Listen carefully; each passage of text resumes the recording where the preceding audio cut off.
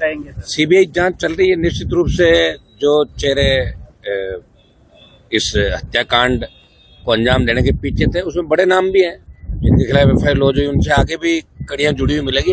और निश्चित रूप से ऐसे मर्डर जो कहीं न कहीं व्यवस्था को चुनौती देते हैं, आखिर किस हद तक लोग जा सकते हैं, कितने बड़े लोग इसके अंदर इन्वॉल्व होंगे। कई सफेद पोस्ट भी आएंगे, कई अधिकारी भी आएंगे। इसमें बड़े राज अनिता हत्याकांड के अंदर सीबीआई खोलेगी।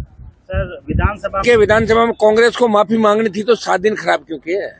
आखिर माफी मांगी और 2 बार माफी मंगवाई। आप देखिए, भारतीय जनता पार्टी के लोगों को कांग्रेस को अपमानित करने का मौका मिला कि वापिस बोलिए आप।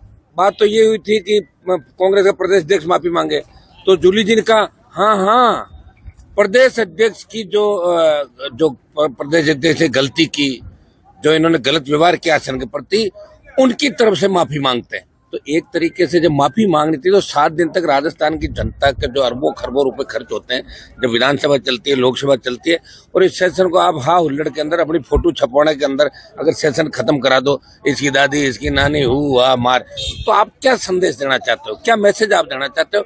निश्चित रूप से अब ये विधानसभा का जो अब का कार्यकाल है, ये आज तक का सबसे गिरा हुआ विधानसभा का कार्यकाल होगा 5 साल। क्योंकि न तो सत्ता पक्ष के अंदर दमदार लोग है, न कोई अच्छे वक्ता है, और विपक्ष के अंदर जो लोग लीड कर रहे हैं ऐसे नजर आ रहे जैसे कार्टूनिस्ट होता है ना, कार्टून हो गए आपके। कार्टूनिस्ट तो कार्टून बनाता है, लेकिन ये कार्टून है ज्यादातर लोग, जो हाउस के अंदर जिस तरह की हरकतें करते हैं, सुबह कुछ, दोपहर को कुछ और शाम को कुछ। तो राजस्थान की जनता ये नजारा देख रही है। निश्चित रूप से कांग्रेस बीजेपी से राजस्थान की जनता उब चुकी है, उनको नया विकल्प मिला नहीं। और पहले भी क्या, राजस्थान की जनता थर्ड फोर्स की तरफ रही नहीं, हमेशा गठबंधन के साथ रही है। अब राजस्थान की जनता थर्ड फोर्स के साथ रहेगी। और आने वाला जो 28 का चुनाव है उसमें भारतीय जनता पार्टी, कांग्रेस, जो एक यहाँ व्यवस्था बनी होगी, एक बार कांग्रेस एक बार बीजेपी, इसको छोड़ के राजस्थान का जवान बदलाव करेगा। और दूसरे राज्यों की तर्ज पे यहाँ भी तीसरी ताकत खड़ी होगी राजस्थान के अंदर। जिस तरह अपराध बढ़ रहे हैं, जिस तरह बेरोजगारी बढ़ रही है, पेपर लीक की घटनाएं, जिस तरह कांग्रेस बीजेपी हाथ मिला रही है आपस के अंदर। बीजेपी जिस तरह जब विपक्ष में थी तो पेपर लीक के लिए क्या कर रही थी कि पेपर लीक आरोपियों को हम पकड़ेंगे, सीबीआई जांच करेंगे, उन अपराधों को लीक करेंगे, लेकिन कोई घोषणा दोनों बजट हो रही है आगे, उससे पहले भी 1.25 साल करें। भजनलाल जी सिर्फ टाइम पास कराएं, और भजनलाल जी को टोटल 2, 4, 5 अधिकारी ही चला रहे हैं। उनको खुद ही पता नहीं कि एक मुख्यमंत्री के दायित्व क्या होते हैं, कर्तव्य क्या होते हैं, और मुख्यमंत्री को क्या क्या काम करना चाहिए। एकदम से लोड ज्यादा दे दिया उनको, तो अभी लोड को सहन नहीं कर पा रहे हैं। तो ये हालात राजस्थान के अंदर बने।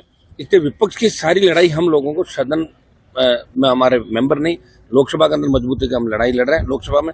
और राजस्थान में भी आप देख रहे हैं कि सड़कों पे जो संघर्ष है आरएलपी का हमारा, वो आपसे छुपा नहीं। हर जाति, हर वर्ग और अन्याय के खिलाफ हम लड़ रहे हैं। और न्याय पर एक बहुत बड़ा जलजला राजस्थान के अंदर आया था। लोग कह रहे थे कि घनश्याम जी, किरोड़ी लाल मीणा और हनुमान बेनीवाल मिलकर 70 से ज्यादा सीट लाएंगे। दुर्भाग्य से 2018 के अंदर डॉक्टर किरोड़ी लाल जी बीजेपी के अंदर चले गए। उसमें नहीं जाना चाहिए। तो वसुंधरा झगड़ा करके तो बाहर आए थे, वो वहां चले गए। और जाने के बाद जिस तरह भारतीय जनता पार्टी ने उस बात को मन के अंदर रखा कि ये बाहर जाकर यार अब इनको ठीक करना, तो उस द्वेषता की भावना के साथ भारतीय जनता पार्टी ने उनका राजनीतिक कैरियर एक तरीके से खत्म करने का प्रयास किया।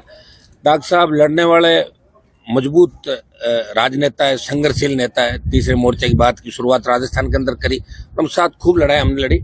लेकिन भारतीय जनता पार्टी के अंदर उनको जिस तरह के विभाग दिए, आप विभाग के अंदर भी वो काम नहीं कर पा रहे हैं, उनकी तरफ कोई देखता नहीं, उनके टेलीफोन नहीं उठाते। और जिस तरह 2 साल के अंदर भारतीय जनता पार्टी ने मिलकर उनके भाई को चुनाव हराया, तो कहीं न कहीं उनके मन के अंदर पीड़ा है।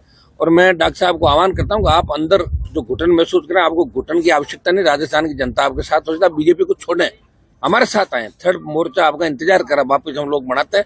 और ये 1-2 साल ऐसे ही निकल जाएंगे।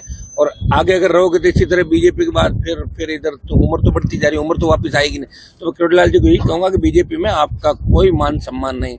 बीजेपी मन से किसानों को नापसंद करती है, हम लोगों को कभी पसंद नहीं करेंगे। इसलिए हमें बीजेपी के खिलाफ लड़ाई लड़नी राजस्थान की सड़कों पे, और कांग्रेस को भी खत्म करना। कांग्रेस सिर्फ किसान, जवान और अल्पसंख्यक के नाम पे हमेशा सीट ले आती है, वोट बैंक के नाम से सीट ले आती है।